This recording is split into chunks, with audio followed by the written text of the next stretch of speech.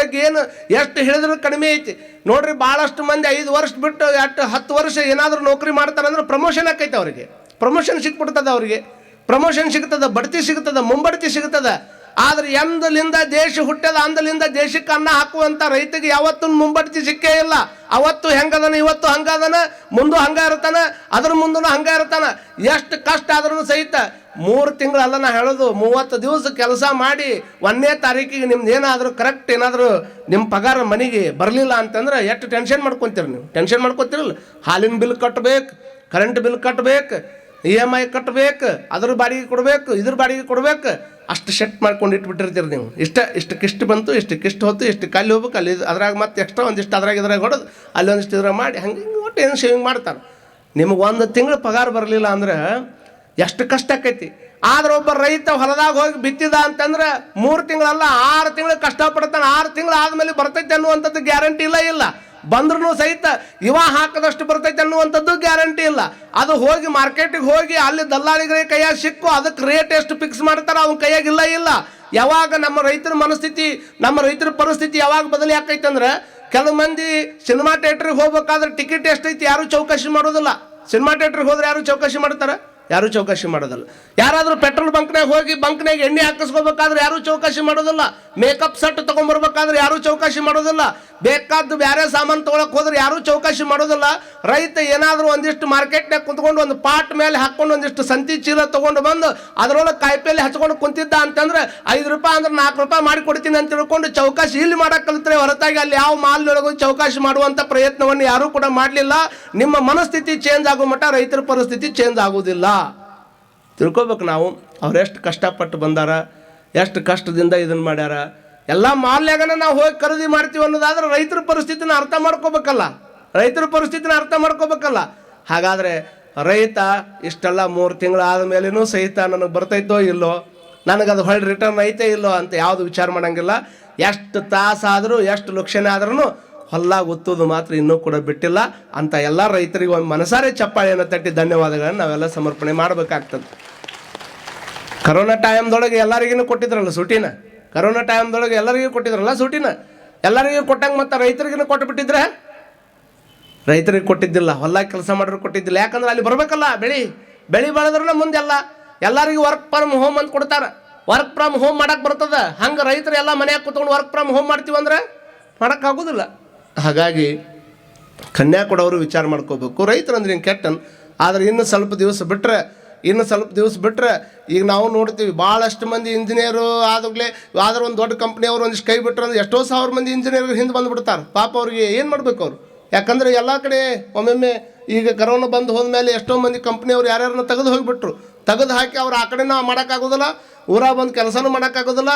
ಭಾಳ ಡಿಪ್ರೆಷನ್ನೇ ಒಳಗೆ ಹೋಗಿ ಎಷ್ಟೋ ಮಂದಿ ತಮ್ಮ ಪ್ರಾಣ ಕಳ್ಕೊಂಡ್ರು ಉದಾಹರಣೆ ಸಿಗ್ತಾರೆ ನಮ್ಗೆ. ಆದರೆ ವಿಚಾರ ಮಾಡ್ಕೊಳ್ಬೇಕು, ಇನ್ನೊಂದು 10 ವರ್ಷದಾಗ ಈಗ ಕೇಳ್ಕೊಬೇಕು. ಇಲ್ಲೇ ಹೇಳ್ತಿದ್ರು ಎಲ್ಲ ನಮ್ಮ ಪಾದಯಾತ್ರೆ ಮಾಡೋ ಮುಂದೆ, ಇಲ್ಲೆಲ್ಲ 200-300 ರೂಪಾಯಿ ಇದ್ದು ರೀ, ಇವತ್ತು 5,000 ರೂಪಾಯಿ ಆಗೈತೆ ರೀ. ಬಹುತೇಕ ಈ ರಿಯಲ್ ಎಸ್ಟೇಟ್ ಬಿಜಾಪುರದಾಗ ಎಷ್ಟು ದೊಡ್ಡ ಪ್ರಮಾಣದ ಬೆಳೆದೈತೆ ಅಂದರೆ ಹುಬ್ಬಳ್ಳಿ ಬೆಂಗಳೂರಾಗೂ ಅಷ್ಟು ಹಾಕೊಂಡ ರೇಟ್ ಇರಂಗಿಲ್ಲ ರೀ. ಅಷ್ಟು ರೇಟ್ ನಮ್ಮ ಭೂಮಿ ಬಂದೈತೆ ಅಂತಂದ್ರೆ ಈ ಭೂಮಿ ಬೆಲೆ ಯಾವತ್ತು ಕಡಿಮೆ ಆಗೋಕ್ಕೆ ಸಾಧ್ಯ ಇಲ್ಲ. ಇನ್ನು 10 ವರ್ಷ ಬಿಟ್ಟರೆ ಯಾರ ಹತ್ರ 10 ಎಕರೆ ಹೊಲ ಐತಿ ಅವ ಹೆಲಿಕಾಪ್ಟರ್ದಾಗ ಬರುವಷ್ಟು ಮಟ್ಟಿಗೆ ಶ್ರೀಮಂತ ಆಗಿ ಉಳಿತಾನ ಅನ್ನುವಂಥದ್ದನ್ನು ನಾವೆಲ್ಲ ತಲೆಯಾಗಿಟ್ಕೊಳ್ಬೇಕು. ಅಂಥ ರೈತರಿಗೆ ನಾವು ಕನ್ಯೆ ಕೊಡೋಂಗಿಲ್ಲ. ಕನ್ಯೆ ಹುಡುಕೋದು ಬಹಳ ಕಷ್ಟ ಐತಿ. ಆದರೆ ನಮ್ಮ ದೇಶದಾಗ ಕನ್ಯೆ ಹುಡುಕೋದಕ್ಕೆ ಕಷ್ಟಪಟ್ಟರೆ ಹೊರದೇಶದಾಗಿರ್ತಕ್ಕಂಥ ಜನರು ಲಾಯರ್ ಹುಡುಕಕ್ಕೆ ಕಷ್ಟಪಡ್ತಾರೆ. ಲಾಯರ್ ಹುಡುಕಕ್ಕೆ ಯಾಕೆ ಹೇಳ್ರಿ? ಯಾಕ್ರಿ? ಡೈವರ್ಸ್. ಎಷ್ಟು ಮಂದಿ ಯಾರಿಗೆ ಮದುವೆ ಆಗ್ಬೇಕು ಅನ್ನೋ ಹುಚ್ಚೈತಿ, ಒಮ್ಮೆ ಫ್ಯಾಮ್ಲಿ ಕೋರ್ಟ್ ಮುಂದೆ ನಿಂತು ಬರೀ 1 ಅರ್ಧ ತಾಸು ಯಾರಿಗೆ ಮದುವೆ ಆಗ್ಬೇಕನ್ನುವಂಥ ತೀವ್ರ ಹುಚ್ಚು ತನಕ ಬಿದ್ದಿರ್ತಾರಲ್ಲ, ಏನು ಆಗೇ ಇಲ್ಲ, ನನಗೆ ಹಂಗಾಗಿಬಿಟ್ಟೈತೆ ಹಿಂಗಾಗಿಬಿಟ್ಟೈತೆ ಅಂತ ಹೇಳ್ತಾರಲ್ಲ, ಫ್ಯಾಮ್ಲಿ ಕೋರ್ಟ್ ಹತ್ರ ಹೋಗಿ ಬರ್ರಿ. ಫ್ಯಾಮ್ಲಿ ಕೋರ್ಟ್ನ ಹತ್ರ ಹೋದಾಗ ಅಲ್ಲಿರ್ತಕ್ಕಂಥವ್ರು ಸುಮ್ಮನೆ ಒಂದು 10-15 ನಿಮಿಷ ಕುಂತು ಬರ್ರಿ, ನಿಮಗೆ ಗೊತ್ತಾಗ್ತದೆ. ಏನು ಅಂತಂದ್ರೆ ಎಷ್ಟು ಮಂದಿ ಹಿಂಗೆ ಕೈ ಹಿಡಿದಿರ್ತಾರೆ, ಯಾವ ಕಾರಣ ಗೊತ್ತಿರೋದಿಲ್ಲ, ಹಿಂಗೆ ಕೈ ಬಿಟ್ಕೊಂಡು ಹೊರಗೆ ಹೋಗ್ಬೇಕಂತಾರೆ. ಇದನ್ನೆಲ್ಲ ನೋಡಿದಾಗ ಏನು ಅನ್ನಿಸ್ತೈತೆ ಅಂದರೆ ಯಾವುದ್ರಾಗ ಸುಖ ಐತಪ್ಪ, ಯಾವುದರ ಸುಖ ಐತೆ ಅನ್ನುವಂಥದ್ದನ್ನು ವಿಚಾರ ಮಾಡ್ಕೋಬೇಕು. ನೆಮ್ಮದಿ ಪರಮಾತ್ಮ ಭಗವಂತ ನಮಗೆ ಚಲೋ ಅದ್ಭುತವಾದಂಥದ್ದು ಕೊಟ್ಟಾನ, ದಾಂಪತ್ಯ ಜೀವನ ಕೊಟ್ಟಾನ. ಚಲೋ ದಾಂಪತ್ಯದೊಳಗೆ ಸುಖ ಐತೆ ಅನ್ನುವಂಥದ್ದನ್ನು ಶರಣರು ಹೇಳ್ಯಾರ. ಅವ್ರು ಹಂಗೆ ಬದುಕಿದ್ರು ಶರಣರು. ಆದರೆ ನಾವ್ಯಾರು ಕೂಡ ಹಂಗೆ ಬರೋ ಸದು ವಿನಯದ ತುಂಬಿದ ಕೊಡ ತಂದಳು ನೀಲಾಂಬಿಕೆ, ಸಹಕಾರದಿ ಅಂಗಳದಲ್ಲಿ ಚಳೆ ಹೊಡೆದಳು ಚಂದ್ರಿಕೆ. ಎಷ್ಟು ಚಂದ್ರು ಚನ್ನವೀರ ಕಣಿಯವರು ಹೇಳ್ತಾರೆ. ಸದು ವಿನಯದ ತುಂಬಿದ ಕೊಡ ತಂದಳು ನೀಲಾಂಬಿಕೆ. ಬಸವಣ್ಣನವ್ರ ಬಗ್ಗೆ ನೀಲಾಂಬಿಕೆ ಬಗ್ಗೆ ಅವರೊಂದು ಕಲ್ಪನೆಯನ್ನು ಹೇಳ್ತಾರೆ ಅವ್ರು. ಸದು ವಿನಯ, ವಿನಯನೇ ಭಾಳ ಭೂಷಣ. ಎಷ್ಟು ಭೂಷಣ ವಿನಯ ಅಂತಂದ್ರೆ ನಮ್ಮ ಮನೆತನಕ್ಕೆ ಗೌರವಕ್ಕೆ ಹೆಚ್ಚು ಬರೋದು ಕಿಮ್ಮತ್ತು ಯಾವಾಗ ಅಂತಂದ್ರೆ ಮನೆಯಾಗಿರೋವ್ರ ವರ್ತನೆಯಿಂದ ಬರ್ತೈತಿ. ನಾವು ನಡ್ಕೊಳ್ಳುವಂಥ ರೀತಿ ಬರ್ತದ. ಏನಿ ಬಂದಿರಿ ಹದುಳ ವಿದ್ಯರೆ ಎಂದರೆ ನಿಮ್ಮ ಮೈಸಿರಿ ಹಾರಿ ಹೋವುದೇ. ಕೆಲವು ಮಂದಿ ಒಟ್ಟ ಮಾತಾಡಂಗಿಲ್ಲ. ಬರೋಕ್ಕಿಂತ ಮುಂಚೆಗೆ ನಾಯಿನ ಕಟ್ಕೊಂಡು ನಾಯಿಗಳಿವೆ ಅಂತ ಬೋರ್ಡನ್ನ ಹಾಕೊಂಡ್ಬಿಟ್ಟಿರ್ತೀವಿ ನಾವು. ಫಸ್ಟ್ ಬೋರ್ಡ್ ಅದು ಹಾಕ್ಕೊಂಡಿರ್ತೀವಿ. ಒಳಗೆ ಬರುವಂಥ ಮಂದಿ ಅಂಕರು ದೂರ ಉಳಿತು. ವಿಚಾರ ಮಾಡ್ಕೊಡ್ರಮ್ಮ. ಅವ್ರು ಹೇಳ್ತಾರ, ಸದು ವಿನಯವೇ ಸದಾಶಿವನ ಒಲುಮೆಯಯ್ಯ. ಸದು ವಿನಯದಿಂದ ಇದ್ರ ಅಂದ್ರೆ ಆ ಸದಾಶಿವನು ಸಹಿತ ನಮಗೆ ಒಲಿಮೆ ಆಗ್ತಾನ ಅಂತ ತಿಳ್ಕೊಂಡು ಅವ್ರು ಹೇಳ್ತಾರೆ. ಐದಕ್ಕೆ ಲಕ್ಕಮ್ಮ ಎಷ್ಟು ಚಲೋ ಕೆಲಸ ಮಾಡಿದ್ಲು. ಗಂಡ ದಿವಸ 5ಕ್ಕೆ ಲಕ್ಕಮ್ಮ 5ಕ್ಕೆ ಮಾರಯ್ಯ ದಿವಸ ಹೋಗೋರು. ದಿವಸ ಹೋಗಿ ಅಲ್ಲೆಲ್ಲೆಲ್ಲೆಲ್ಲೆಲ್ಲೆ ಬಿದ್ದಿರ್ತಕ್ಕಂಥ ಅಕ್ಕಿಗಳನ್ನು ಹೋಗಿ ಆಯ್ಕೊಂಡು ಬರುವಂಥದ್ದು. ಎಲ್ಲಿ ಅಳದು ಕೊಡು ಮುಂದೆ ಅಳದು ಕೊಡುವಂಥ ಟೈಮ್ದೊಳಗೆ ಮಾರುವಲ್ಲಿ ಏನು ಬಿದ್ದಿರ್ತಾವಲ್ಲ ಅವು ಸಹಿತ ವೇಸ್ಟ್ ಆಗಬಾರ್ದು ಅಂತ ಒಂದು ಕಲ್ಪನೆ ಇತ್ತಲ್ರಿ ಅವ್ರ ಹತ್ರ. ಎಂಥ ಕಲ್ಪನೆ ಇತ್ತು ಹೇಳ್ರಿ. ಒಂದು ತುತ್ತ ಅನ್ನ ಬೆಳಿಬೇಕಾದ್ರೆ ಎಷ್ಟು ಕಷ್ಟ ಐತಿ, ಆದ್ರೆ ನಾವು ಎಷ್ಟು ಅದನ್ನು ಸಲೀಸವಾಗಿ ಕೆಡಿಸ್ಕೊಂತ ಹೊಂಟು ಬಿಟ್ಟಿವಿ. ಕೆಲವು ಮಂದಿ ಅದನ್ನು ಪ್ರೆಸ್ಟೀಜ್ ಅಂತ ತಿಳ್ಕೊಡ್ರಿ. ಜಗ್ಗಷ್ಟು ತೊಗೊಳ್ಳೋದು ನೀಡಿಸ್ಕೊಳ್ಳೋದು ಸ್ವಲ್ಪ ತಿನ್ನೋದು ಅದೊಂದು ಪ್ರೆಸ್ಟೀಜ್ ಮಂದಿಗೆ. ವಿಚಾರ ಮಾಡ್ಕೊಳ್ರಿ. ಯಾವುದನ್ನು ನಮಗೆ ಬೆಳೆಯೋಕೆ ಆಗೋದಿಲ್ಲ, ಯಾವುದನ್ನು ನಮಗೆ ಇದನ್ನು ಮಾಡೋಕ್ಕಾಗೋದಿಲ್ಲ, ಅದನ್ನು ಕೆಡಿಸುವಂಥ ಅಧಿಕಾರ ನಮಗೆ ಯಾರು ಕೊಟ್ಟಾರ? ನಾನು ಉಣ್ಣುವಂಥ ಅನ್ನ ನನ್ನ ಹೊಟ್ಟೆ ತುಂಬಿದ ಮೇಲೆ ಅದನ್ನು ಕೆಡಿಸುವಷ್ಟು ಮಟ್ಟಿಗೆ ನೀಡಿಸ್ಕೊಂಡ್ವಿ ಅಂದರೆ ಮತ್ತೊಬ್ಬನ ಅನ್ನ ಕಸ್ಕೊಂಡಂಗೆ ಆಕೈತೆ ಹೊರತಾಗಿ ಆ ಅನ್ನದ ಬಗ್ಗೆ ಅಂದು ಕೊಡುತ್ತಾ ಸರ್. ಯಾಕಂದ್ರೆ ಎಲ್ಲಿ ಮಠ ಅದ್ರ ಮಹತ್ವ ನಮಗೆ ಗೊತ್ತಾಗೋದಿಲ್ಲ. ಅಂದ್ರೆ ಎಲ್ಲಿ ಮಠ ನಾವು ಇನ್ನೊಬ್ಬರು ಹಸುವಿದ್ದವ್ರು ನೋಡೋದಿಲ್ಲ, ಅಲ್ಲಿ ಮಠ ಇದ್ರ ಮಹತ್ವ ನಮ್ಗೆ ಯಾರಿಗೂ ಗೊತ್ತಾಗೋದಿಲ್ಲಮ್ಮ. ಮದರ್ ತೆರೇಸಾ ಬಗ್ಗೆ ನಿಮಗೆಲ್ಲ ಗೊತ್ತದ. ಮದರ್ ತೆರೇಸಾರ ಅವ್ರ ಜೀವನದಾಗ ಒಂದು ಘಟನೆ ನಡೀತದೆ. ಅವ್ರ ಮನೆ ಮುಂದೆ ಒಂದು ಬಡತನದ ಗುಡಿಸಲು ಹಾಕ್ಕೊಂಡು 2 ಕುಟುಂಬ ಇದ್ದು. ಅವ್ರಿಗೆ 4 ಮಂದಿ ಮಕ್ಕಳು. 4 ಮಂದಿ ಮಕ್ಕಳು ಇದ್ವಲ್ಲ, ತಂದೆ ತೀರ್ಕೊಂಡು ಹೋಗಿಬಿಟ್ಟಿದ್ದ. ತಾಯಿ ಅವ್ರ ಮನೆಯೊಳಗೆ ಇವ್ರ ಮನೆಯೊಳಗೆ ಒಂದಿಷ್ಟು ಕೆಲಸ ಮಾಡಿ ಉಳಿದಿರ್ತಕ್ಕಂಥ ರೊಕ್ಕದೊಳಗೆ ಆ ಮಕ್ಕಳಿಗೆ ಚಲೋ ಬಟ್ಟೆ ಹಾಕೊಳಕ್ಕೆ ಆಗ್ತಿರಲಿಲ್ಲ. ಇದ್ದಿದ್ರಾಗನ ಚಲೋ ಒಂದಿಷ್ಟು ಹರಕದ ಬಡ್ಡಿನ ಚಂದಾಗಿ ಹೊಲಿಸಿ ಆ ಮಕ್ಕಳಿಗೆ ಹಾಕಾಕಿ. ಅವರು ಹೊಟ್ಟೆ ತುಂಬ ಊಟ ಕೊಡೋಕೆ ಹಾಕಿರಲಿಲ್ಲ. ಅದ್ರಾಗ ಎಷ್ಟು ಸಾಧ್ಯ ಐತೆ ಅಷ್ಟ ಆ ಮಕ್ಕಳಿಗೆ ಕೊಡಾಕಿ. ಇಂಥ ಪ್ರಸಂಗ ನಡೆದಾಗ ಒಂದು ಘಟನೆ ಏನು ನಡೀತದ ಅಂದರೆ, ಆ ಹೆಣ್ಮಗಳಿಗೆ ಕ್ಷಯರೋಗ ಬಂದ ಮೇಲೆ ಆಕೆಗೆ ಹೊರಗೆ ಹೋಗಿ ದುಡಿಯೋಕ್ಕಾಗೋದಿಲ್ಲ. ಸಣ್ಣ ವಯಸ್ಸಿನ ಮಕ್ಕಳು ಯಾರು ಹೋಗಿ ದಿವಸ ಆಳೋರಿಗೆ ಯಾರು ಸಾಯೋರು? 1 ದಿವಸ ಕೊಡ್ತಾರೆ, 2 ದಿವಸ ಕೊಡ್ತಾರೆ, 3ನೇ ದಿವಸಕ್ಕೆ ಯಾರು ಕೊಡಬೇಕು? ಕೊಡಂಗಿಲ್ಲ, ಯಾರು ಕೊಡಂಗಿಲ್ಲ. ಆ ತಾಯಿ ಹೋಗಿ ಎದ್ದು ಆಕಿನ ಹತ್ರ ಏಟಿತ್ತು ಆಟ್ರಾಗ ಬದುಕಿಸ್ತಿದ್ಲು. ಆದ್ರೆ 4 ಮಂದಿ ಏನು ಮಕ್ಕಳಿದ್ವಲ್ಲ, ಅದ್ರಾಗ ಒಂದು ಹಿರಿಯ ಮಗಗೆ ದಿವಸನೂ ಏನು ಮಾಡ್ತಿದ್ಲು ಅಂದರೆ, ಅಪ್ಪ ನಿನಗೆ ವಯಸ್ಸಾಗ್ಯದ, ನೀ ತಡ್ಕೊತಿದ್ದಿ, ಸಣ್ಣವು ತಡ್ಕೊಳ್ಳೋದಲ್ಲ, ನೀ ತಡ್ಕೋ ಅಂದು ದಿವಸ ಕಮ್ಮಿ ಅವನು ಕೊಟ್ಟು ತನಗಂತೂ ಇರಲೇ ಇಲ್ಲ. ಆದ್ರೆ ವಯಸ್ಸಾದ ಹುಡುಗಗೆ ನಿನಗೆ 60 ಇರಲಿ ಅಂತ ತಿಳ್ಕೊಂಡು ಸ್ವಲ್ಪ ಅವ್ನು ಕೊಟ್ಟು ಉಳಿಕಿದ್ದೆಲ್ಲ ಪದಾರ್ಥವನ್ನು ಸಣ್ಣ ಮಕ್ಕಳಿಗೆ ಕೊಡಾಕಿ 1 ದಿವಸ ತಡ್ಕೊತಾವ, 2 ದಿವಸ ತಡ್ಕೊತಾವ, 3 ದಿವಸ ತಡ್ಕೊತಾವ, 4ನೇ ದಿವಸಕ್ಕೆ ಹುಡುಗರಿಗೆ ಏನಾಗ್ತದೆ? ಯಾವ ಹುಡುಗ 60 ಇರ್ತಿತ್ತು 5 ದಿವಸ ತಡ್ಕೊಂಡು ಹುಡುಗ ಹೋಗಿಬಿಡ್ತು. ಸತ್ತು ಹೋದ ಮೇಲೆ ನಮ್ಮ ಅಣ್ಣ ಹೇಳಿದ್ನಲ್ಲ, ಹೋದ್ರಲ್ಲಿ ಯಾರ ಮನೆ ದುಃಖ ಇದ್ರೆ ತಮ್ಮ ಮನೆಯಾಗ ಹೋಗಿದ್ದನ್ನು ತೊಗೊಂಡು ಹೋಗಿ ಕೊಟ್ಟು ಬರುವಂಥ ಒಂದು ಸಂಸ್ಕಾರ ಪದ್ಧತಿ ನಮ್ಮ ಕಡೆ ಐತಿ. ಹಂಗೆ 4 ಮನೆಯವರು ತಂದು ಕೊಡ್ತಿದ್ರಲ್ಲ, ತಂದು ಕೊಟ್ಟು 4 ದಿವಸ ಆದಮೇಲೆ ಹೊಟ್ಟೆ ತುಂಬ ಊಟ ಮಾಡ್ತಿದ್ವಿ. ಇನ್ನಿಷ್ಟು ಹುಡುಗರು ಅವ್ರಿಗೆ ಅನ್ನ ತೀರ್ಕೊಂಡಾನಂತ ಚಿಂತಿಲ್ಲ, ಹೊಟ್ಟೆ ತುಂಬ ಊಟ ಸಿಗಾಕತ್ತೈತಲ್ಲ ಅಂತ ಖುಷಿ ಪಡ್ತಿದ್ವು ಹುಡುಗರು. ಅವ್ರಿಗೆ ಗೊತ್ತಿಲ್ಲ 4 ದಿವಸ ಆದಮೇಲೆ ಮತ್ತು ಯಥಾ ಪ್ರಕಾರ ಅದ ನಡೀತು. ಕೊನೆಗಿದ್ದ ಮಗ, ಕೊನೆಗೆ ಸಣ್ಣ ಹುಡುಗಿರ್ತದಲ್ಲ, ತಾಯಿ ಸಿರಿ ಸೆರಗನ್ನು ಜಗ್ಗಿ ಕೇಳ್ತಿತ್ತಂತ, ಅಮ್ಮ ಒಂದೇ ಅನ್ನ ತೀರ್ಕೊಂಡಾಗ ಹೊಟ್ಟೆ ತುಂಬ ಊಟ ಸಿಕ್ಕಿತ್ತು, ಇನ್ನೊಬ್ಬ ಅಣ್ಣ ಯಾವಾಗ ಸಾಯ್ತಾನಮ್ಮ ಅಂತ. ಇದನ್ನು ಕೇಳಿದಾಗ ತಟ್ಟಿ ಒಳಗೆ ಕೂತ್ಕೊಂಡಾಗ ಅನ್ನವನ್ನು ನಮ್ಮ ಅಹಂಕಾರ ಎಷ್ಟು ಮೆಟ್ಟಿಗೆ ಹೋಗಿಬಿಟ್ಟೈತೆ ಅಂದ್ರೆ, ಅನ್ನದ ಮೇಲೆ ಅಹಂಕಾರ ಯಾರು ತೋರಿಸ್ತಾರೋ ಜಗತ್ತಿನಾಗ ಯಾವತ್ತಿಗೂ ಉದ್ಧಾರ ಆಗೋದಿಲ್ಲ. ಇದನ್ನು ತಲೆಯಾಗಿ ಇಟ್ಕೊಂಡ್ಬಿಟ್ರಿ ನೀವು. ಯಾವತ್ತಿಗೂ ಉದ್ಧಾರ ಆಗಲಿಕ್ಕೆ ಸಾಧ್ಯ ಇಲ್ಲ. ಅಲ್ರಿ ಅನ್ನ ಪರಬ್ರಹ್ಮ ಅಂತ ಹೇಳ್ತಾರೆ, ಅದು ಇಲ್ಲ ಅಂದ್ರೆ ಬದುಕ ಇಲ್ಲ ಮಗ. ಅನ್ನದ ಮೇಲೆ ಅಹಂಕಾರ ತೋರಿಸುವಂಥ ಪದ್ಧತಿಯನ್ನು ಯಾರು ಇಟ್ಕೊಳಕ್ಕೆ ಹೋಗಬಾರ್ದು. ಜಗ್ಗಿ ಹಿಂಗೆ ಕೇಳಬೇಕಾದ್ರೆ ಆ ತಾಯಿಗೆ ಹೆಂಗಾಗಿರಬಾರ್ದು ಅಂಥ ವ್ಯಕ್ತಿಯನ್ನು ನೋಡಿ ಮದರ್ ತೆರೇಸಾ ಒಂದು ಬೌಲ್ನೊಳಗೆ ಅನ್ನ ಕೊಡಾಕತ್ತಿದ್ಲ. ಅವ್ರಿಗೆ ಅನ್ನ ಕೊಡಾಕತ್ತಿದ್ದನ್ನು ನೋಡಿ ಆ ಅನ್ನ ಕೊಡ್ಲೇನ ತನ್ನ ಮಕ್ಕಳು ಸೀರಿಯಸ್ಸರಿಗೆ ಜಗ್ಗಿ ಇನ್ನೊಬ್ಬ ಅಣ್ಣ ಯಾವಾಗ ಸಾಯ್ತಾನಮ್ಮ ಅಂತ ಕೇಳೋ ಪ್ರಸಂಗ ಇದ್ದಾಗ ಆ ಬೌಲ್ನಾಗಿರುವಂಥ ಅನ್ನ ತನ್ನ ಮಕ್ಕಳಿಗೆ ಊಟ ಮಾಡಿಸ್ಬೇಕಿಲ್ಲ.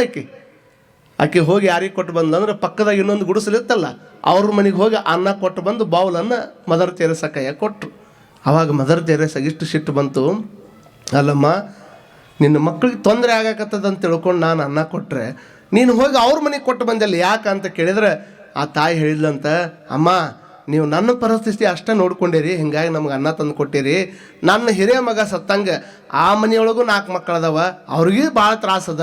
ಬಹುತೇಕ ಇವತ್ತೊಂದು ದಿವಸ ಊಟ ಬಿಟ್ಟರೆ ನನ್ನ ಮಕ್ಕಳು ಬದುಕ್ತಾವ, ಬಟ್ ಇವತ್ತು ಅನ್ನ ಸಿಗಲಿಲ್ಲ ಅಂದ್ರೆ ಅವ್ರ ಮನೆಯಾಗಿಂದ ಒಂದು ಹುಡುಗ ಸಾಯ್ತೈತಮ್ಮ, ಅದಕ್ಕೆ ಹೋಗಿ ಅವ್ರಿಗೆ ಅನ್ನ ಕೊಟ್ಟು ಬಂದೆ ಅನ್ನುವಂಥ ಮಾತನ್ನು ಆ ಮನೆಯಾಗಿರುವಂಥ ತಾಯಿ ಹೇಳ್ತಾಳೆ. ಅಂತಂದ್ರೆ ಸಾವಿನೊಳಗೆ ದುಃಖದೊಳಗೂ ಸಹಿತ ಮತ್ತೊಬ್ಬರಿಗೆ ಅನ್ನ ಕೊಡ್ಬೇಕು ಅನ್ನುವಂಥ ಭಾವನೆ ಬರ್ತೈತಲ್ಲ, ಇದು ಎಲ್ಲರಿಗೆ ಬರಲಿಕ್ಕೆ ಸಾಧ್ಯ ಇಲ್ಲ. ಅದಕ್ಕೆ ಹಸು ಅನ್ನುವಂಥದ್ದು ಬಹಳಷ್ಟು ಕಷ್ಟ ಅನ್ನುವಂಥದ್ದನ್ನು ನಾವು ತಿಳ್ಕೊಳ್ಬೇಕಾಗ್ತದೆ. ಒಂದು ತುತ್ತು ಅನ್ನವನ್ನು ಸಹಿತ ನಾವು ಭಾಳ ಪ್ರೀತಿಯಿಂದ ಅದನ್ನು ಗಳಿಸಕ್ಕಂತ್ರ ಆಗೋದಿಲ್ಲ ನಮಗೆ. ಎಲ್ಲರಿಗೂ ಎಲ್ಲಿ ಮಾಡೋಕ್ಕಾಗ್ತದೆ? ಒಂದೊಂದು ದೇಶದಾಗ ಏನು ಮಾಡ್ಯಾರಪ್ಪ ಅಂತಂದ್ರೆ, ನೀ ರೊಕ್ಕ ಕೊಟ್ಟು ಬಿಲ್ ಕೊಟ್ಟಿದ್ರು ಸಹಿತ ತಟ್ಟಿ ಒಳಗೆ ಅನ್ನ ಬಿಟ್ಟರು ಅದಕ್ಕೆ ಎಕ್ಸ್ಟ್ರಾ ರೊಕ್ಕ ಕೊಟ್ಟು ಹೋಗ್ಬೇಕಾಕೈತಿ. ಯಾಕೆ? ಅದು ಮತ್ತೆ ಯಾರ್ದೋ ಇರ್ತೈತೆ, ಅದನ್ನು ನೀ ಯಾಕೆ ಕೆಡ್ಸಕತ್ತಿ ಅಂತ. ಅದಕ್ಕೆ ನಾವೆಲ್ಲ ವಿಚಾರ ಮಾಡ್ಕೊಳ್ಬೇಕು. ಅಂತ ಆನಂದವಾಗಿ ಅಲ್ಲಿ ಬಿದ್ದಿರ್ತಕ್ಕಂಥ ಅಕ್ಕಿ ಹಾಳಾಗಬಾರದು ಅಂತ ತಿಳ್ಕೊಂಡು ಇದಕ್ಕೆ ಮಾರಯ್ಯನವ್ರು ಅಕ್ಕಿ ಆಯ್ದುಕೊಂಡು ಬರ್ತಿದ್ರಲ್ಲ, ಅಕ್ಕಿ ಆಯ್ಕೊಂಡು ಬರುವಂಥ ಟೈಮ್ದೊಳಗೆ ದಿವಸ ತರೋದಕ್ಕಿಂತ ಒಂದಿಷ್ಟು ಜಾಸ್ತಿ ಅಕ್ಕಿಯನ್ನು ಮಾರಯ್ಯನವ್ರು ತೊಗೊಂಬಂದ್ರು ಮನೆಗೆ. ತಂದು ಗಂಟು ಕೊಟ್ಲಿನ ನಿಮ್ಮ ಮನೆಯಾಗ ಹೇಳ್ತೀನಿ, ದಿವಸ 1000 ರೂಪಾಯಿ ದುಡಿತಿದ್ದ ಗಂಡ, ಮೊಮ್ಮಕ್ಳು 5000 ರೂಪಾಯಿ ತಂದು ಕೊಟ್ಟ ಅಂದ್ರೆ ನೀವೇನಂತೀರ? ಇವು ಅವ್ವರ ಚಲೋ ಆತಂತೀರಿಲ್ಲ? ಒಬ್ಬರ ವಿಚಾರ ಮಾಡಿರಿ, 5000 ರೂಪಾಯಿ ಹೆಂಗೆ ಬಂತು, ಎಲ್ಲಿಂದ ಬಂತು? ದಿವಸ 1000 ತರ್ತಿದ್ದಿ, ಇವತ್ತು ಯಾಕೆ 5000 ರೂಪಾಯಿ ಬಂತು? ಒಮ್ಮದ ಮಕ್ಕಳು 4 ಪಟ್ಟು ಹೆಂಗೆ ಹೆಚ್ಚಾತಂತ ಒಬ್ಬರ ವಿಚಾರ ಮಾಡಿರಿ? ಇಲ್ಲ, ನಾವು ಯಾರು ವಿಚಾರ ಮಾಡೋಂಗಿಲ್ಲ. 5000 ರೂಪಾಯಿ ಬಂದು ಕೂಡಲೇ ಖುಷಿಯಾಗಿ ಮತ್ತೆ ಗಂಡಿಗೆ ಚಲೋ ಬಿಸಿ ಅಡುಗೆ ಮಾಡಿ ಕೊಡ್ತಾರೆ, ಮತ್ತೊಂದು ಪ್ರೀತಿ ಮಾಡ್ತಾರೆ, ಹಾಗೆಲ್ಲ ಮಾಡ್ತಾರೆ. ಆದ್ರೆ ಇದಕ್ಕೆ ಲಕ್ಕಮ್ಮ ಎಷ್ಟು ತೀಕ್ಷ್ಣಮತಿ ಹೆಣ್ಮಗಳಿದ್ಲಂದ್ರೆ, ಒಮ್ಮನವ ಮೀರಿ ಇಮ್ಮನವ ತಂದಿರಿ ಮಾರಯ್ಯ. ಎಷ್ಟು ಚಂದ ಹೇಳ್ತಾಳೆ ನೋಡ್ರಿ, ಒಮ್ಮನವ ಮೀರಿ ಇಮ್ಮನವ ತಂದಿರಿ. ಇದಕ್ಕೆ ಲಕ್ಕಮ್ಮ ಕೇಳ್ತಾಳಂತ, ಎನ್ನಾಳ್ದನೆ ಇಷ್ಟ ಹಾಕೊಂಡ ಅಕ್ಕಿ ಇವತ್ತು ಯಾಕೆ ಇಷ್ಟ ಹಾಕೊಂಡ ತಂದಿರಿ? ಇಷ್ಟ ಹಾಕೊಂಡ ಅಕ್ಕಿ ಎಲ್ಲಿಂದ ಬಂತು? ದಿವಸ ತರುವ ಅಷ್ಟಿಲ್ಲಿ ಇವು ಜಾಸ್ತಿ ಅದಾವಲ್ಲ, ಏನು ಕೊಳ್ಳಿ ಹೊಡ್ಕೊಂಡು ತೊಗೊಂಬಂದ್ರೇನು? ಏನು ಭಿಕ್ಷೆ ಬೇಡ್ಕೊಂಡು ತೊಗೊಂಬಂದ್ರೇನು? ಆಯ್ಕೊಂಡು ತೊಗೊಂಬರೋದು ಲೇಟ್ ಆಕೈತೆ ಅಂತ ತಿಳ್ಕೊಂಡು ಇದ್ದಿದ್ವೆಲ್ಲ ಹಾಕ್ಕೊಂಡು ಬಂದಿರೇನು? 108 ಪ್ರಶ್ನೆ ಕೇಳಾಕತ್ತಿದ್ಲು. 108 ಪ್ರಶ್ನೆ ಕೇಳಿದ ಕೂಡಲೇ ಗಂಡಗೆ ಇಟ್ಟು ಸಿಟ್ಟು ಬಂತು. ದಿವಸ ತರುವಂಥ ಅಕ್ಕಿ ಒಳಗೆ ಎಲ್ಲರಿಗೆ ಊಟ ಮಾಡ್ಸಕ್ಕೆ ಆಗೋದಿಲ್ಲ ಜಂಗಮರಿಗೆ, ಅದಕ್ಕೆ ಇವತ್ತೊಂದಿಷ್ಟು ಜಾಸ್ತಿ ಅಕ್ಕಿ ತೊಗೊಂಬಂದು 4 ಮಂದಿ ಹೆಚ್ಚು ಜಂಗಮರನ್ನ ಕರಿಬೇಕಂತ ಅಕ್ಕಿ ಆರಿಸ್ಕೊಂಡು ಬಂದ್ರೆ ಇಷ್ಟ ಹಾಕೊಂಡ ಎಲ್ಲ ಪ್ರಶ್ನೆ ಕೇಳ್ತೀಯಲ್ಲ ಅಕ್ಕಮ್ಮ ಅಂತ ಸಿಟ್ಟಿಗೆದ್ದ ಕೂಡಲೇ ಮತ್ತೆ ಹೇಳ್ತಾಳೆ, ಆಸೆ ಎಂಬುವುದು ಅರಸನಿಗಲ್ಲದೆ ಶಿವಭಕ್ತರಿಗುಂಟೆ ಅಯ್ಯ. ಎಷ್ಟು ಚಂದ ಹೇಳ್ತಾ ನೋಡ್ರಿ. ಆಸೆ ಅನ್ನುವಂಥದ್ದು ಅರಸಗಿರ್ತದ, ಬೇಕನ್ನುವಂಥದ್ದು ಅವ್ರಿಗಿರ್ತದ. ನಮ್ಮಂಥ ಶಿವಭಕ್ತರಿಗೆ ಯಾವುದು ಇವತ್ತೇನೈತಿ ಇಷ್ಟ ಸಾಕಪ್ಪ ನಮಗೆ, ಅದಕ್ಕಿಂತ ಬಿಟ್ಟು ನಾಳೆಗೆ ಬೇಕಂತ ಬದುಕುವಂಥದ್ದು ನಮ್ದಲ್ಲ. ಎಷ್ಟು ಮಾತಾಡ್ತೀನಿ ಅಂತ ತಿಳ್ಕೊಂಡು ಒಂದಿಷ್ಟು ರೋಷದಿಂದ ಮಾತಾಡಿದರೆ, ರೋಷ ಎಂಬುವುದು ಯಮದೂತರಿಗಲ್ಲದೆ ಅಜಾತರಿಗುಂಟೆ ಅಯ್ಯ. ನೋಡ್ರಿ ಅವು ಏನು ಮಾಡ್ತಾನೆ ಅದಕ್ಕೆ ವಚನ ಸಾಲ ಹೇಳ್ತಿದ್ಲು ಲಕ್ಕಮ್ಮ. ಎಷ್ಟು ಅದ್ಭುತ ಇರ್ಬೇಕ್ರಿ.